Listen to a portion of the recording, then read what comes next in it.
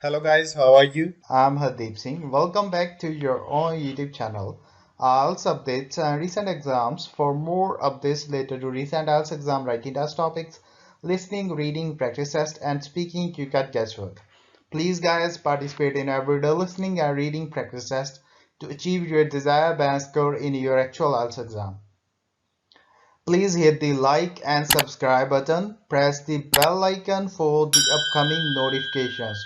Don't forget like, subscribe and share my YouTube channel and my Facebook page, IELTS updates and recent exams. Part 1.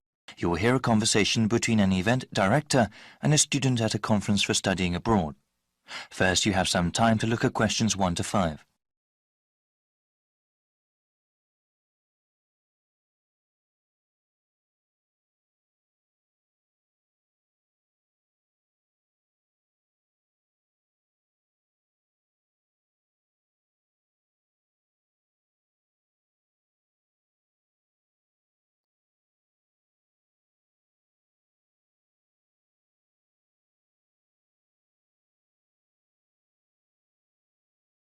Hi there, how are you?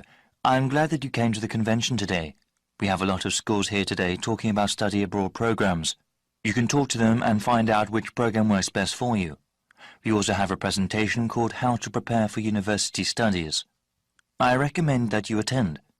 The presentation starts at 9 a.m. and it will help you understand what you need to do before you go to university. It will take place in the Blue Room. Oh, the Blue Room? Where is that? Let me explain the schedule first. Then I'll tell you about where the events are. Okay, thanks.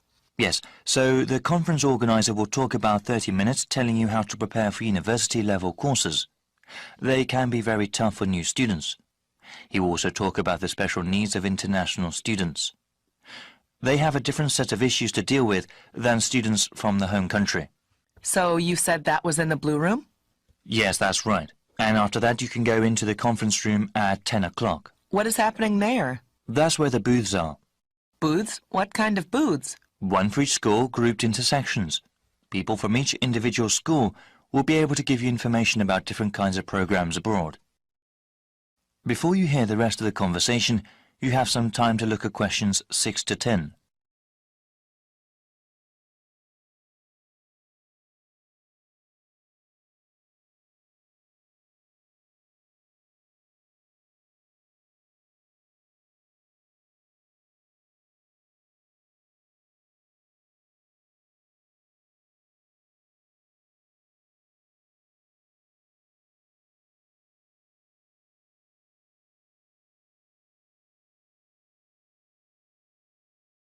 Now listen and answer questions 6 to 10. Okay, so how do I get around the conference room? Right, let me tell you about how to get there first. So when you exit the Blue Room, you have to turn left. Walk until you get to the end of the hallway and you'll see 2 doors on both sides of you. The conference room is on your right. The room on the left side is the banquet hall, but there aren't any events scheduled there for today. Oh, okay, the banquet hall is where the washrooms are. Yes, the washrooms are at the very back on the side opposite the doors. All right then, so how many schools will be represented? We have over 50 schools here today. Oh, wow, that's a lot. That's okay. I'll give you a brief layout. The booths are laid out by region. That means schools from the same country will be in the same section. The first section you see when you enter the conference room are the schools from Australia. I see. That is quite a popular destination these days. What other sections are there?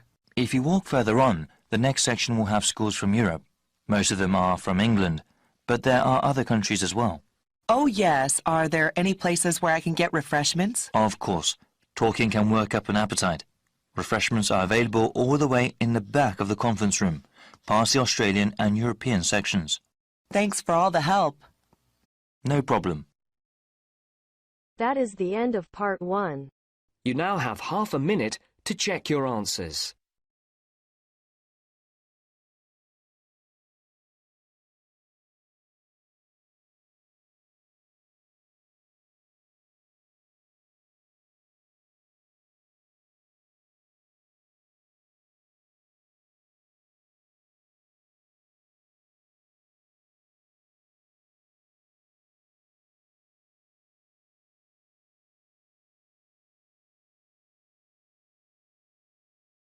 Now turns to part 2. You will hear a recorded message giving tourists travel information in a large city.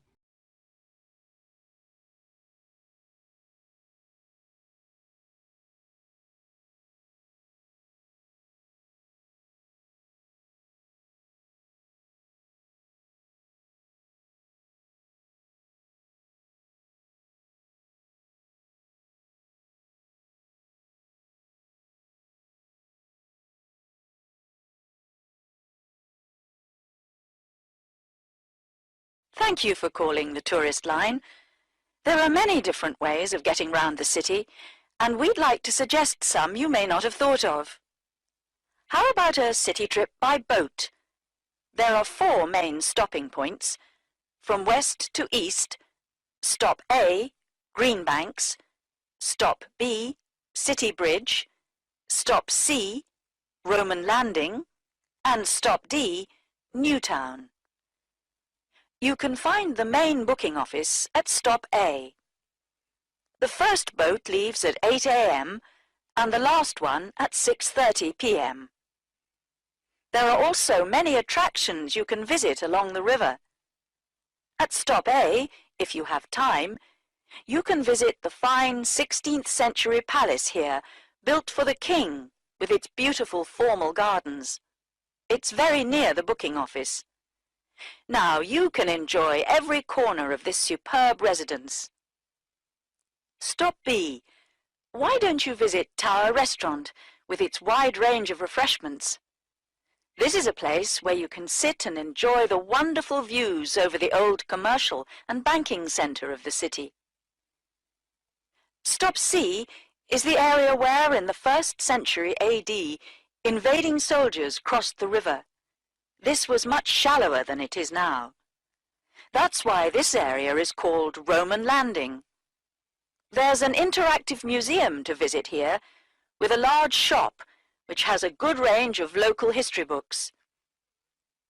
At the furthest point of the trip, stop D, the most exciting place to visit is the new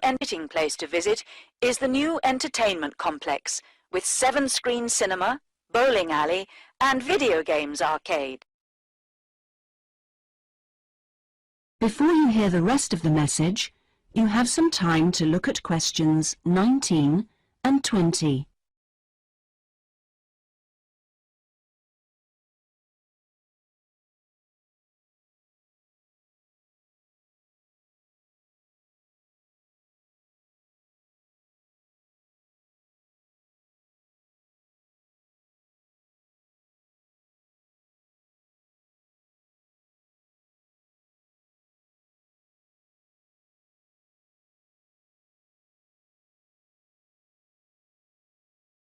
Now listen and answer questions 19 and 20. Besides the boat tours, there are city buses. 2 companies offer special services. The top bus company runs all its tours with a live commentary in English. Tours leave from 8:30 a.m. every 20 minutes. There are departures from Central Station, Castle Hill, and Long Walk. This is a hop-on, hop-off service, and tickets are valid for 24 hours. For further details, call Top Bus on 0208 944 7810. The number 1 sightseeing tour is available with a commentary in 8 languages. Buses depart from Central Station every 5 to 6 minutes from about 9 a.m., with the last bus at around 7 p.m. There are also number 1 services with an English-speaking guide. That is the end of part 2. You now have half a minute to check your answers.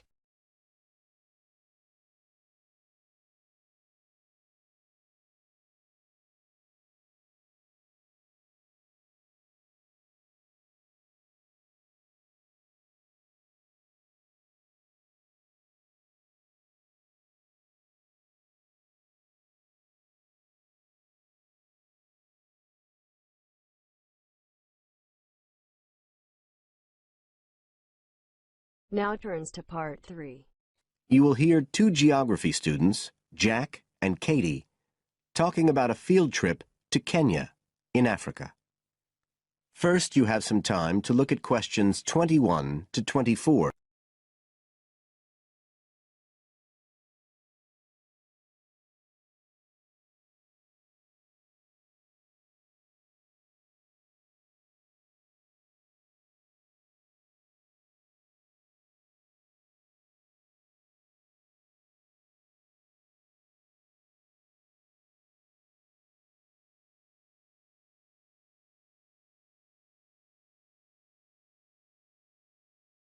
Now listen carefully and answer questions 21 to 24.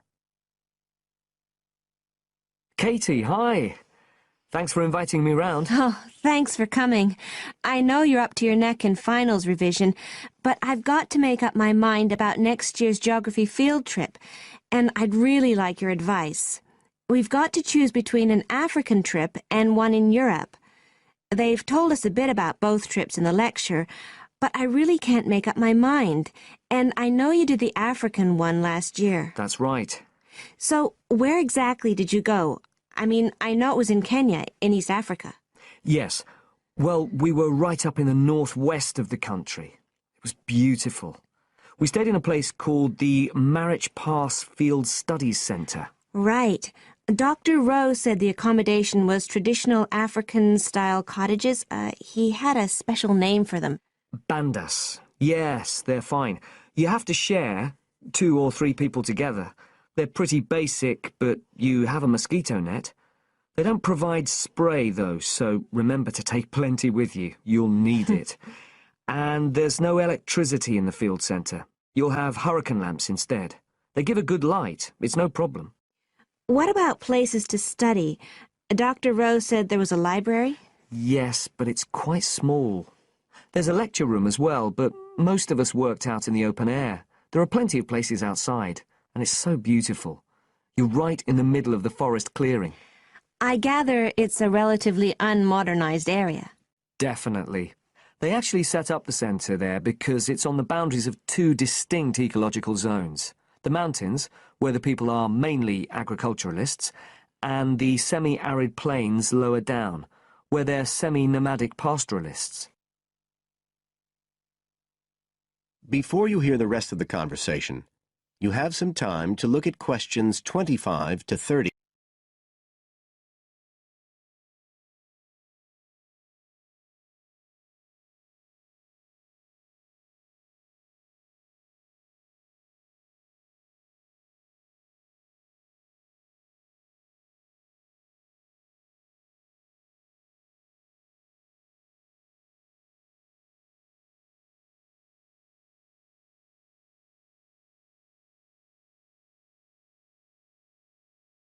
Now listen and answer questions 25 to 30.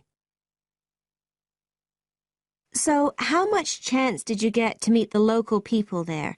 Did you get the chance to do interviews? Yes, though we had to use local interpreters, but that was okay.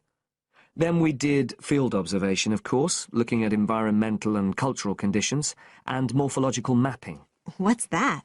Oh, looking at the surface forms of the landscape, the slope elements and so on. What about specific projects? Yes.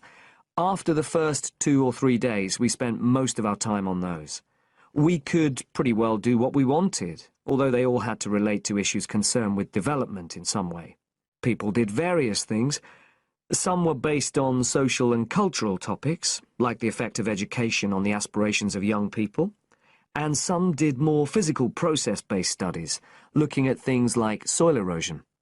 My group actually looked at issues relating to water, things like sources such as rivers and wells, and quality and so on. It was a good project to work on, but a bit frustrating. We felt we needed a lot more time, really. Right. Dr. Rowe did say something about limiting project scope. Yes, he told us that too at the beginning, and I can see why now. What else? Well, we had some good trips out as part of the course. We went to a market town, a place called Sigur. That was to study distribution. And to look at agricultural production, we went to the Weiwei Valley. That's an important agricultural region. And what about animals? Did you have a chance to go to a national park? Sure. We did a trip on the last day, on the way back to the airport at Nairobi. But actually there was lots of wildlife at the field centre. Vervet monkeys and baboons and lizards. It does sound good. It was excellent, I'd say. In terms of logistics, it was very well run. But it was more than that. I mean, it's not the sort of place I'd ever have got to on my own. And it was a real eye-opener. It got me really interested in development issues and the way other people live. I did find it frustrating at the time that we couldn't get as far as we wanted on the project. But actually, I'm going to follow it up in my dissertation. So it's given me some ideas and data for that as well. So you'd say it was worth the extra money? Definitely. That is the end of part 3. You now have half a minute to check your answers.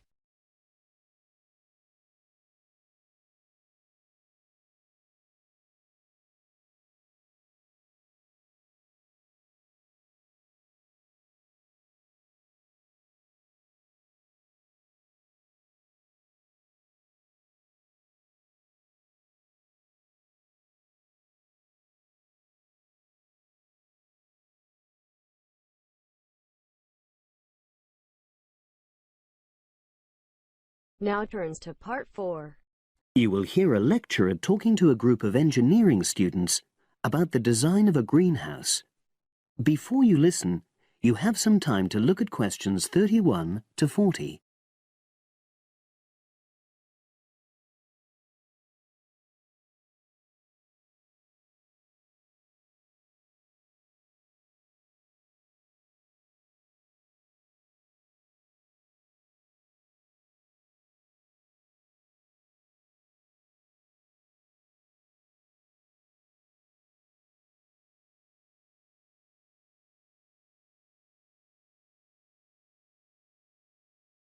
Now listen and answer questions 31 to 40.